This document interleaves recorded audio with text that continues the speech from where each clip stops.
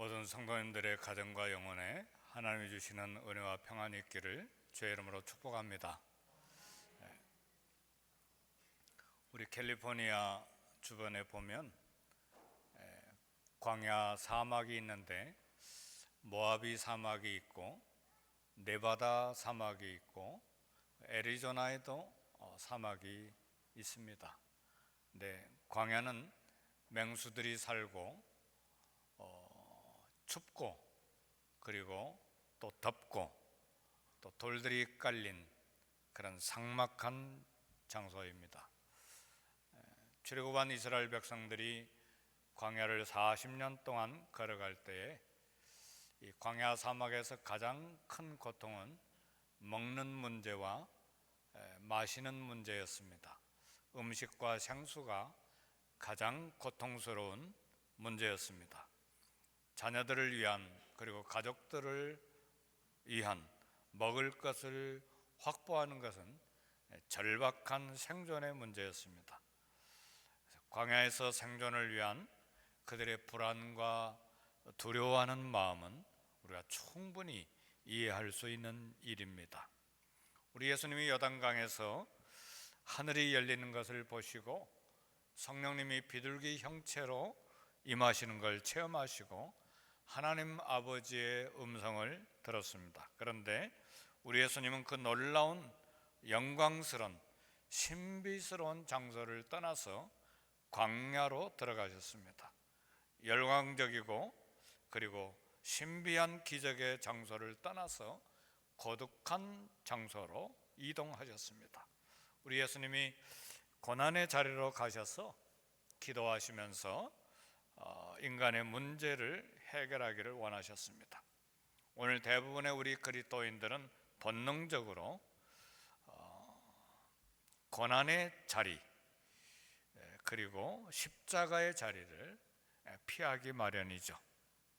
놀라운 영적인 체험을 사모하고 또 기도하지만 십자가를 지고 주님을 따르는 고난의 문제는 한결같이 피하려고 하는 우리 본능이 있습니다. 영광과 신비가 있는 요단에 머물기를 고집하지만 광야는 우리가 싫어하는 것이죠. 그러나 우리 예수님은 광야에 들어가셔서 40일간 밤낮 금식하셨습니다.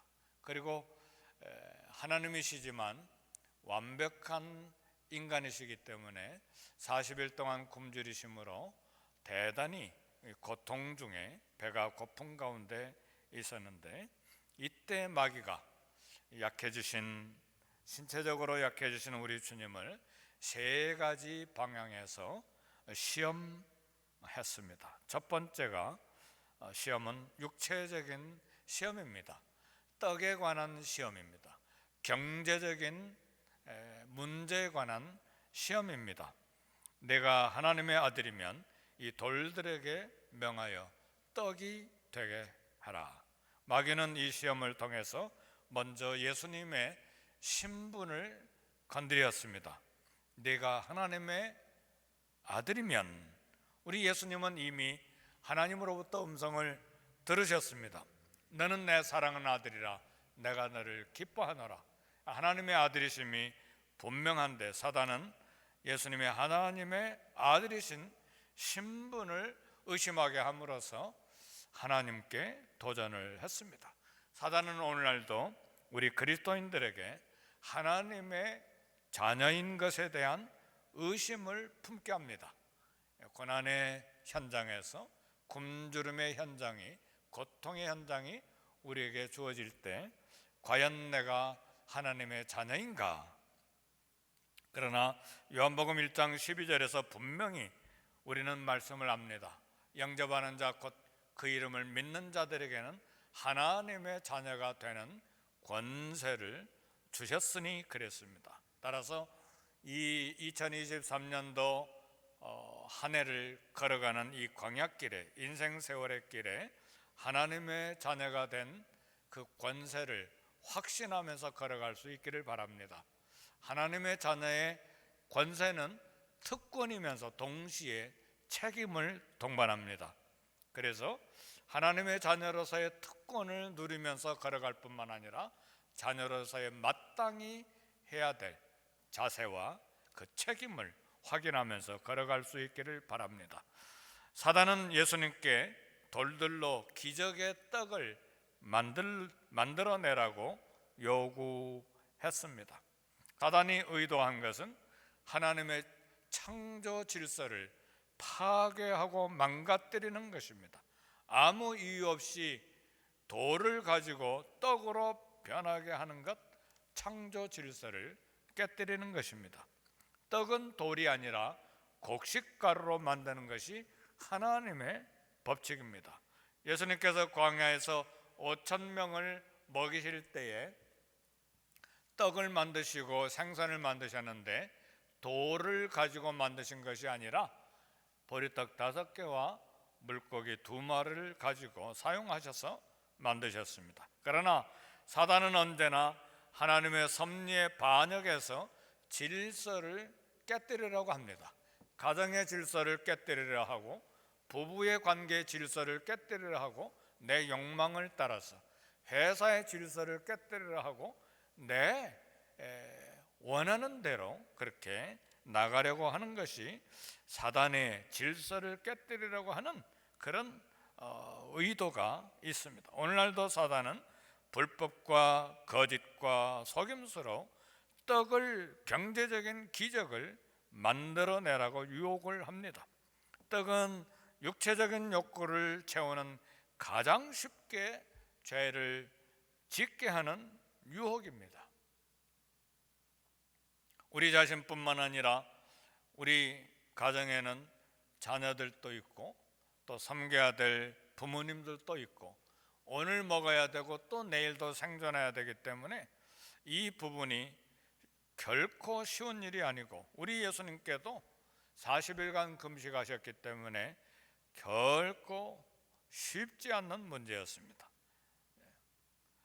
하나님께서는 인간에게 식욕과 성욕과 육체적인 욕구를 허락해 주셨습니다. 따라서 먹기를 갈증하고 또 성적인 욕구가 있고 육체적인 모든 필요에 대한 욕구를 가지는 것은 당연한 것이고 또 하나님이 허락하셨기 때문에 우리는 그것을 체험을 받아야 합니다. 문제는 비정상적으로 욕구를 채우고 불법으로 채우라는 것에 있죠. 왜 가정에 문제가 있습니까? 불법으로 다른 사람과 관계를 하려고 하기 때문에 가정에 문제가 생기는 것이죠. 우리 모든 사회가 다 그렇습니다. 그래서 하나님이 주신 정상적인 관계, 하나님이 주신 정상적인 위치, 이런 것들을 불법으로 깨뜨리고 내 육체적인 욕구를 채우는 것에만 관심을 둘 때, 목표를 둘 때 죄를 짓게 되는 것입니다. 예수님께서 마귀의 시험을 이기기 위해서 사용하신 무기는 하나님 말씀입니다. 신명기 8장 3절 4절 말씀을 우리 예수님이 인용하셨습니다. 사람이 떡으로만 살 것이 아니라 하였느니라.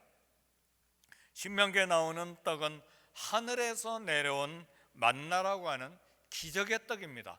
그럼에도 불구하고 신명기에서 이야기하는 중요한 관점이 있는데 아무리 하늘에서 날마다 놀라운 양식, 기적의 떡이 내려온다 할지라도 그것이 기적의 떡이라고 해도 진정으로 의지해야 될 것은 떡이 아니다예요. 떡이 아니다. 하나님의 입으로부터 나오는 모든 말씀으로 살 것이라 그렇게 말씀했습니다. 사랑하는 성도 여러분, 따라서 오늘 예수님께서 사단의 시험을 받으시면서 우리에게 주는 교훈은 하나님의 입에서 나오는 말씀을 주목하고 귀를 기울여 살아야 된다 그 말이죠. 우리의 식욕과 성욕과 육체적인 욕구의 목표를 두고 그 본능에 따라서 사는 것이 아니고 하나님의 입에서 나오는 말씀에 귀를 기울이고 주목해라는 말씀입니다. 내 삶의 말씀이 살아야 부부도 자녀도 다 든든하게 됩니다. 우리 교회와 목장에도 말씀이 살아있어야 진리의 기둥이 되고 그리스도의 몸이 되고 하나님의 집이 되는 것입니다. 말씀이 없으면 사람의 말이 많이 나오죠. 말씀이 없기 때문에 나오는 것은 사람의 말이고, 말씀이 없으면 사람 생각이 나오게 마련입니다. 그러나 반대로 말씀이 내 안에 가득하면 내 안에 가득하게 있는 말씀이 나오게 되는 것이고, 내 안에 가득하게 있는 말씀으로 생각하게 되는 것입니다. 그래서 성경은 그 마음에 쌓은 선에서 선이 나오고 그 마음에 쌓은 악에서 악이 나온다. 뭘 우리 마음에 가득히 채웠느냐에 따라서 거기에서 채워져 있는 것이 나오게 되는 것입니다. 사랑하는 성도 여러분, 사람이 떡으로만 살 것이 아니라 하나님의 입으로 나오는 모든 말씀으로 살기를 주의 이름으로 축복합니다. 두 번째 시험은 정신적인 시험인데 권세욕이고 명예욕입니다. 마귀는 예수님께 순식간에 천하만국의 권세와 영광을 다 보여주었습니다. 시간적으로 가장 짧은 시간에 가장 넓은 공간을 다 보여준 거예요. 최소한의 시간에 최대한의 공간을 보여주는 기적을 일으킨 거예요. 사단은 그 능력이 대단하지요. 그 짧은 시간에 온 세상의 영광과 권세를 상상이 되지가 않아요. 어떤 영광을 보여주었는지. 우리 시각은 보는데 한계가 있잖아요. 그런데 그걸 다 보여준 거예요. 모든 사람의 욕구는 가장 짧은 시간에 가장 많이 차지하는 것입니다. 이 짧은 시간에 어떻게 하면 더 많이 차지할까? 이게 우리 인간의 죄성이고 본능이고 그런 유혹이 우리 가운데 있습니다. 사단은 예수님께 조건을 걸었어요. 내가 나에게 절하면 이거 다 내 것이 된다. 이런 욕은 오늘날 얼마나 많습니까? 요즘 한국에 검사들이 뭘 부르고 검사하고 조사하고 그런데 얼마나 두렵고 떨리겠어요. 지나가겠지. 그런데 시간이 지나가니까 다 드러나는 거예요. 그런데 왜 두렵고 떨리고 그리고 극단적인 선택을 합니까? 자기의 욕구를 정상적이지 아니한 욕구를 가지고 정상적이지 아니한 방법으로 그 목표를 향해서 살았기 때문에 그런 결과가 나오게 되는 것이죠. 권세욕, 명예욕 참 조심해야 될 그런 부분입니다. 사단은 우리 예수님께 도전하되 너도 모든 사람들과 같이 욕심과 욕망을 채우고 위대한 사람으로 이름을 날리고 구원사역은 잊어버리라. 그런 유혹이죠. 하나님 안에서 꿈과 비전을 갖는 건 좋은데 그리스도 안에서 갖는 것이죠. 그러나 세상적인 욕망, 권세, 영광을 목표하고 그것이 우리의 인생의 목표가 될 때에 유혹이 되는 것입니다. 주님은 사단에게 말했습니다. 주 너의 하나님께 경배하고 다만 그를 섬기라. 사탄은 결코 그리스도인들의 경배의 대상이 될 수가 없습니다. 사단이 제시한 세상 만국의 권세와 영광도 경배 대상이 될 수가 없습니다. 사람이 누리는 참 만족은 하나님을 경배하는 데서 나옵니다. 사람의 진정한 행복과 그리고 이 참 만족은 이 세상 시간과 공간에서 나오지 않습니다. 시간과 공간을 초월하시는 하나님을 경배하고 섬길 때에 이 삶의 공간과 시간 속에서 하나님께서 우리에게 만족과 행복을 주시는 것입니다. 그래서 성경에 수많은 믿음의 사람들이 주님을 찾아오는 사건들을 봅니다. 니고데모도 주님께 찾아와서 만족을 갖게 되고, 수가성 여인도 주님께 찾아와서 생명수를 마시게 되고, 솔로몬도, 우리가 잘 아는 이스라엘 유대 나라의 솔로몬 왕도 결론은 하나님께 경배입니다. 사랑하는 성도 여러분, 어두운 영에게 우리가 경배하고 그걸 따라 추종하면서 사는 것이 아니라 주 너의 하나님께 경배하고 다만 그를 섬기라. 이 길을 걸어갈 때에 참 만족과 행복을 주님으로부터 얻을 수가 있습니다. 세 번째 시험은 하나님께 대한 시험인데 능력에 대한 시험입니다. 사단은 예수님에게 높은 성전 꼭대기에서 뛰어내리라고 했어요. 높은 성전이 얼마나 높은지는 잘 모르겠는데 뛰어내려라. 십자가 희생과 고난보다 능력을 보여주는데 마음을 두라는 유혹입니다. 십자가에서 죽기까지 복종하는 메시아의 사역을 버리고 능력자임을 드러내라. 다시 말하면 십자가 구속자의 신분을 버리라 하는 것이죠. 성전은 높은 데 올라가서 뛰어내리는 장소가 아닙니다. 성전은 하나님을 예배하는 장소입니다. 능력을 드러내는 장소가 아닙니다. 교회는 하나님의 집이요 그리스도의 몸이요 만민이 기도하는 집입니다. 교회는 내 능력을 드러내고 내 힘을 과시하는 장소가 아닙니다. 때때로 우리가 잘못 생각하면 우리 주님을 섬기는 가운데서도 내 영향력을 과시하려고 하는 때가 있어요. 그 깊은 속에 어두운 영의 유혹이 있음을 우리는 자세히 들여다 봐야 합니다. 사단은 이번에 성경 말씀을 인용해서 예수님을 유혹하고 오늘 우리도 동일하게 유혹합니다. 하나님 말씀 성경에 있는데 그게 무슨 말씀입니까? 시편 91편 12절 말씀을 가지고 사단이 유혹합니다. 내가 높은 성전 꼭대기에서 뛰어내리면 천사들이 나타나서 너를 받들어서 내 발이 돌에 부딪히지 않게 하시리라. 이게 능력 과시에 관한 유혹입니다. 하나님을 시험하는 것입니다. 성경 말씀을 자기 욕심대로 자기 생각대로 해석하고 사용하는 사단의 방법입니다.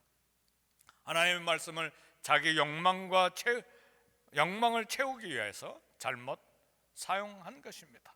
하나님의 말씀을 사용해서 하나님을 시험하는 그런 시도이죠. 사단은 에덴 동산에서 아담을 유혹했습니다. 너는 결코 죽지 않는다. 너희가 선악을 알게 하는 나무의 열매를 먹으면 하나님과 같이 된다.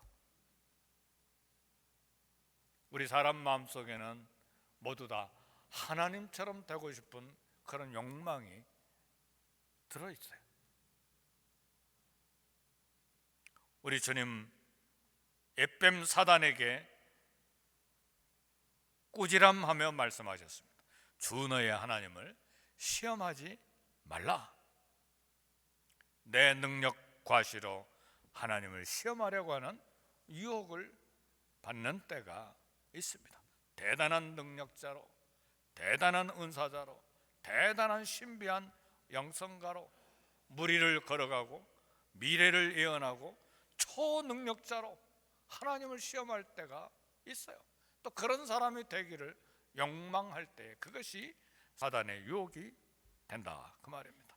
하나님과 같이 되려고 하는 이 시험은 에덴 동산의 유혹이었습니다. 사단의 아담과 하와에게 네가 하나님과 같이 된다. 거기에 넘어가 에덴 동산에서 아담과 하와가 쫓겨나게 된 것입니다. 결국 사단은 십자가에서 여자의 후손인 예수님께 머리가 깨졌습니다. 첫째 아담 에덴 동산에서 육체 시험과 권세 시험과 영적인 시험에서 실패했습니다. 그런 아쉬움이 있어요. 아담과 하와가 하나님의 말씀을 기억했다라면 얼마나 좋았을까? 하나님만 경배하는 믿음을 지키고 있었다면 얼마나 좋았을까? 하나님을 시험하려고 하는 시도를 하지 않았다면 얼마나 좋았을까? 그런 아쉬움이 있습니다. 사단은 둘째 아담인 예수님을 육체적인 시험, 정신적인 시험, 영적인 시험을 시도했습니다. 사랑하는 성도 여러분, 에덴 동산에서의 시험, 예수님께 한 시험이요, 오늘 이 시대를 살아가는 우리에게 주는 사단의 시험입니다. 금식으로 약해지신 예수님은 광야에서 무엇으로 시험했습니까? 우리 주님 광야의 마귀 시험에서 승리하신 것은 오늘 본문에 나타나는 것은 두 가지입니다. 하나는 성령 충만이고 하나는 말씀입니다. 예수님이 광야의 장소로 나가실 때에 오늘 본문에 보니까 성령의 충만함을 입으셨습니다. 예수님은 성령으로 잉태하시고 세례 때 성령 충만을 받으시고 광야에서 40일 동안 계시는 동안에도 성령님의 이끌리시며 시험을 받으셨는데, 우리 예수님의 메시아의 사역 전체가 다 성령님의 능력으로 된 것입니다. 그래서 우리 부활하신 주님께서 제자들에게도 숨을 내쉬며 성령을 받아라 그렇게 말씀하셨습니다. 오순절날 성령 강림으로 제자들은 힘있게 복음을 전파하기 시작했는데 성령으로 충만해진 그 결과 열매로 주어진 것입니다. 사랑하는 성도 여러분, 성령에 충만하면 어떤 열매들이 맺힙니까? 한국교회는 오순절 순복음 교회를 통해서 이 성령 충만에 관한 이 교리를 먼저 받았기 때문에 우리 한국교회 성도들의 마음속에는 장로교까지도 성령님 충만하면 성령님은 무조건 능력이다고만 생각을 해요. 물론 성령님은 능력이시죠. 하나님이시니까. 그러나 성령에 충만하면 그 열매를 봐야 합니다. 성령에 충만하면 사랑과 희락과 화평과 오래 참음과 자비와 양성과 충성, 온유, 절제, 이런 아름다운 인격적인 열매가 맺히는 것입니다. 성령님은 온유하고 겸손하셔서 성령 충만한 사람은 온유와 겸손함이 있습니다.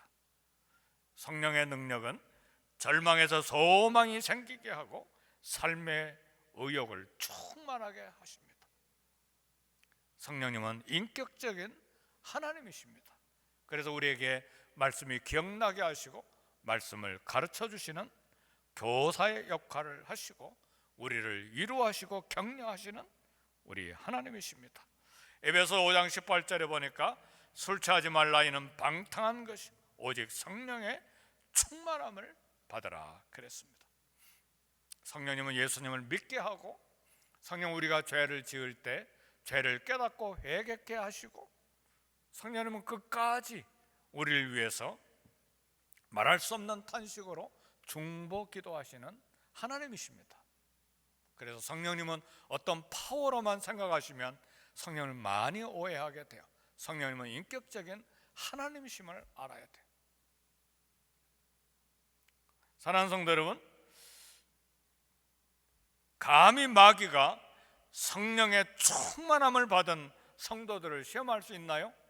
성령님으로 우리가 충만하면 마귀가 백리 천리 만리 도망갈까요? 오늘 본문에 보니까 성령님의 충만과 성령님의 이끌리심을 받은 예수님조차도 마귀의 시험을 받으셨다는 사실이에요. 따라서 성령으로 충만한 사람도 사단의 공격에서 벗어나는 것이 아닙니다. 따라서 끊임없이 성령님의 충만을 소망하고, 그리고 바울이 말씀한 부분을 들어야 돼. 성경 말씀을 사단을 공격하는 성령의 검으로 소개를 했습니다. 그래서 에베소서와 골로새서를 이렇게 비교해 보면 에베소서의 성령 충만의 그런 열매들이 골로새서 똑같이 말씀 충만의 결과들과 동일하게 기록이 되어 있어요.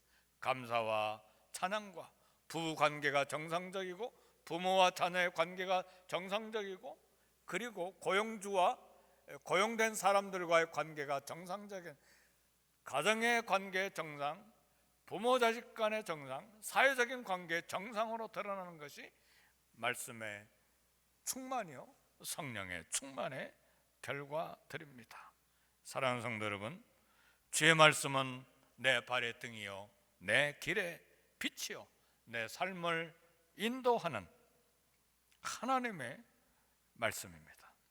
말씀이 영혼을 구원하고, 말씀이 믿음을 갖게 하고, 말씀이 내 삶을 안전하게 보호합니다. 그래서 시편 기자는 하나님의 말씀을 즐거워해서 주야로 묵상하는 자가 복이 있다 그랬어. 얼마나 복이 있는지, 시냇가에 심은 나무가 잎사귀가 마르지 않고 시절을 따라서 과실을 맺는 것과 같은, 그리고 모든 일이 다 형통한다는 그런 축복의 말씀을 시편 1편에 기록해 놓았습니다.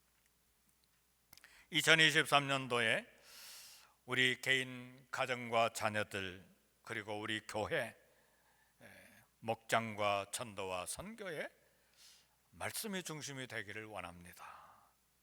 모든 친교와 모든 선김과 모든 봉사에도 하나님의 말씀이 중심이 되어야 됩니다. 하나님의 말씀이 내 안에 가득할 때에 생각과 말과 삶이 말씀 중심이 됩니다.